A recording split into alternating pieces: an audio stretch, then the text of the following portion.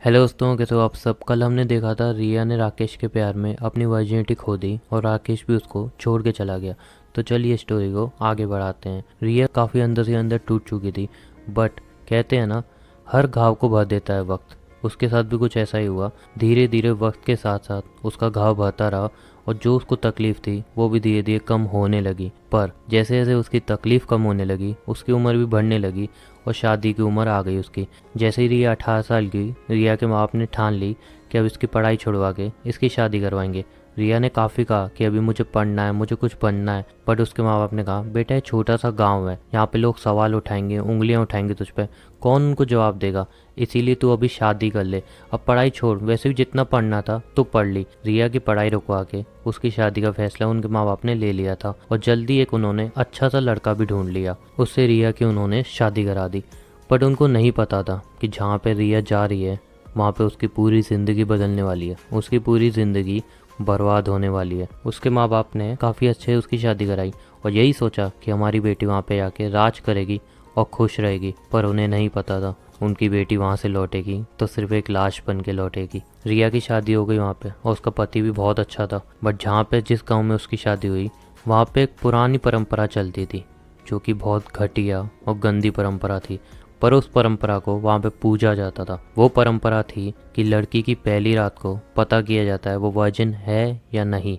हाँ, सुनने में बहुत अजीब लग रहा है, पर ऐसी परंपरा आजकल बहुत जगह अभी भी हैं। रिया की जहाँ पे शादी हुई वो जगह भी उन्हीं में से एक। वहाँ पे पहली रात को देखा जाता था, अगर लड़की वर्जिन है तो ही उसको स्वीकार किया जाता था, वरना उसको वहाँ से धक्के मार के निकाल दिया जाता था। ये बात ना रिया की फैमिली को पता थी और ना ही रिया को पता थी।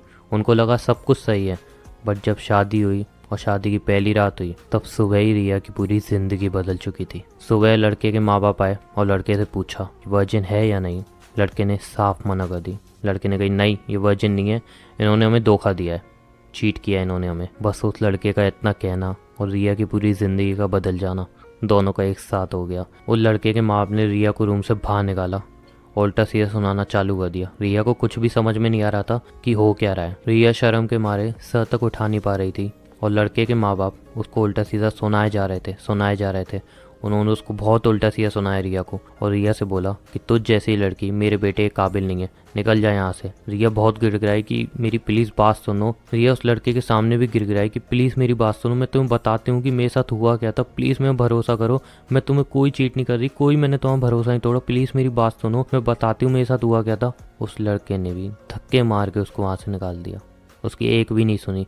और जब ये बात उस गांव वालों को पता चली, उन्होंने रिया का मुंह काला करके उस गांव से धक्के मार के निकाल दिया। सुनने में बहुत गुस्सा आ रहा होगा और अजीब भी लग रही होगी ये स्टोरी, बट एक बात कहूँ, ऐसी आज भी बहुत जगह हैं जहाँ पे ऐसे गंदे रीति रिवाज चलते हैं। रिया की लाइफ पूरी बदल चुकी थी, रिया को उस गाँव से धक्के मार के निकाल दिया गया, बट रिया के पास एक उम्मीद थी कि हाँ, उसके माँ बाप उसको अपनाएंगे और पढ़ाई में अच्छी थी तो वो कुछ ना कुछ ज़रूर कर लेगी। उसके पास ये उम्मीद थी और ये उम्मीद को लेके वो अपने माँ बाप के पास पहुंची। पर उसको नहीं पता था कि कभी कभी माँ बाप भी साथ नहीं देते।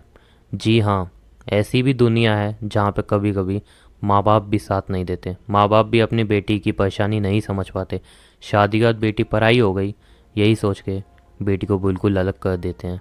ऐसे भी माँ बाप आजकल हैं। रिया वहाँ पे गई और रोते हुए अपने माँ बाप को सब कुछ बताया। तब उसके माँ बाप ने पता है क्या कहा, बेटा तू कलंक है और हमें तेरे ऊपर इतना भरोसा था, तूने हमारा ही भरोसा तोड़ा है, उसी की सजा है ये, और अब तो इस गांव में भी नहीं रह सकती, चली है यहाँ से। रिया उनके सामने काफ़ी गिर गई। वो अपनी कहानी सुनाना चाहती थी, अपना दर्द बांटना चाहती थी, बट उसकी कोई सुनने वाला नहीं था वहाँ पे। उसके माँ बाप तक ने कान बंद कर लिए थे। रिया की चीखें, रिया का रोना उसके माँ बाप तक को सुनाई नहीं दे रहा था। रिया को वहाँ पे ही धक्के मार के अपने घर से निकाल दिया गया, लेकिन रिया वो गाँव छोड़ के नहीं गई। रिया ने पूरी रात अपने घर के दरवाजे भी बिताई और सुबह जब गांव वालों को पता चला कि ऐसी ऐसी बात है तो गांव वालों ने रिया को वहां से भी धक्के देके बाहर निकाल दिया। रिया सबके सामने बस गिड़गिड़ाती रही, हाथ जोड़ती रही, रोती रही, पर उसकी चीखें, उसका रोना किसी को भी दिखाई नहीं दिया। सब अंधे हो चुके थे, किसी को दिख नहीं रही थी उसकी तकलीफ। सिर्फ एक छोटी सी गलती उसकी पूरी ज़िंदगी बर्बाद कर रही थी, लेकिन वो कुछ नहीं कर पा रही थी। किसी को उसकी तकलीफ, उसकी दर्द से कोई फ़र्क नहीं पड़ रहा था। सबको बस रीति रिवाज और लोगों की पड़ी थी। रिया बुरी तरह टूट गई थी और रिया वहाँ से गांव से भी चली गई। उसको कुछ भी समझ में नहीं आ रहा था कि वो क्या करे। कहते हैं कि शादी का पति पूरी ज़िंदगी साथ देता है, पर उसके तो पति ने एक ही दिन में उसका साथ छोड़ दिया। कहते हैं कि माँ बाप पूरी ज़िंदगी हाथ थामे रहते हैं, पर उसके तो माँ बाप ने भी उसका हाथ छोड़ दिया। क्या करती अब रिया, कहाँ जाती? हाँ, जो आप सोच रहे हो उसके पास सिर्फ वही रास्ता बचा है, खुद को मार देने का। बट क्या रिया सच में इतनी कमज़ोर है जो खुद को मार देगी? क्या उसमें इतनी हिम्मत नहीं है कि वो इन लोगों से लड़ सके, इस समाज से लड़ सके, ऐसे घटिया रीति रिवाज से लड़ सके? क्या उसमें इतनी हिम्मत भी नहीं है? पर एक लड़की क्या ही कर सकती है? एक अकेली लड़की जिसका साथ देने के लिए कोई भी नहीं है, जिसका सहारा बनने के लिए कोई भी नहीं है, जो बस हर किसी के सामने गिड़गिड़ा रही है, वो क्या कुछ कर पाएगी? वो कहाँ से अपनी ज़िंदगी जी पाएगी? और एक पल के लिए रिया भी सोचने लगी कि यार मैं खुद को मार ही दूँ, ऐसी ज़िंदगी का क्या फ़ायदा जहाँ पे ना खुशी है ना कुछ, बस सिर्फ और सिर्फ तकलीफ़ें हैं। मेरी एक गलती ने मेरी पूरी ज़िंदगी बर्बाद कर दी है। बट रिया ने सोचा नहीं यार, ज़िंदगी बहुत कीमती होती है, मैं इसको ख़त्म नहीं कर सकती। भगवान ने मुझे ज़िंदगी दी है, मैं उनका अपमान नहीं कर सकती। मुझे जीना होगा और खुशी से जीना होगा। रिया ये सोच के एक मंदिर में गई और वहाँ पे वो सोचने लगी कि कुछ दिन यहाँ पे रहती हूँ, उसके बाद मैं पढ़ी लिखी हूँ, कुछ जॉब करूँगी, कुछ करूँगी। बट सच बात ये भी है कि वो अंदर से बुरी तरह टूट चुकी थी और टूटा हुआ इंसान बहुत मुश्किल से जुड़ पाता है, बहुत मुश्किल से कुछ कर पाता है। उसने उस मंदिर में रात बिताई, वो 1-2 दिन उस मंदिर में रही और वहीं पे एक आदमी आया जो कि काफ़ी अच्छा था, हर सोमवार को वहाँ पे पूजा करने आता था। उसने रिया को देखा और रिया से पूछा सारी बात। रिया ने उसको सारी बात रोते हुए बताई। उसने उसका हाथ थामा और कहा, बेटी मेरे घर पे चलो, मैं तुम्हें सहारा दूंगा और मैं तुम्हें पढ़ा लिखा के एक काबिल इंसान बनाऊंगा, चाहे कि तुम अपनी ज़िंदगी अपने पैरों पे जी पाओ। वो आदमी उसको अपने घर ले गया। आपको क्या लगता है दोस्तों, कहानी यहाँ पे ख़त्म हो गई? क्या उस आदमी ने पढ़ा लिखा के रिया को एकदम अच्छा बना दिया होगा, या फिर रिया की ज़िंदगी और ख़त्म होने वाली है? उसकी ज़िंदगी में परेशानियाँ और बढ़ने वाली हैं।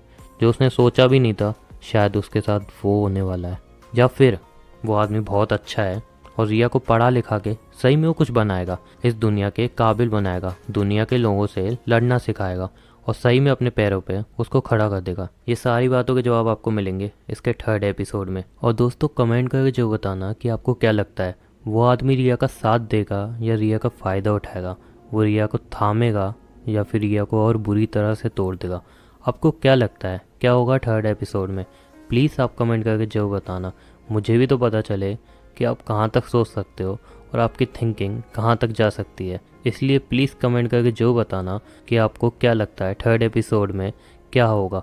और हाँ, ये एपिसोड आपको कैसा लगा ये भी कमेंट करके जरूर बताना। और हाँ, अगर आपने 1st एपिसोड नहीं देखा तो लिंक आपको डिस्क्रिप्शन में मिल जाएगा, आप वो भी देख लेना, जिससे आपको स्टोरी और भी अच्छे समझ में आए। और 3rd एपिसोड देखने के लिए चैनल सब्सक्राइब जरूर कर लेना, ताकि जब भी मैं स्टोरी डालूँ आप तक नोटिफिकेशन पहुँच जाए। मिलते हैं 3rd एपिसोड के साथ। अलविदा, लव यू ऑल।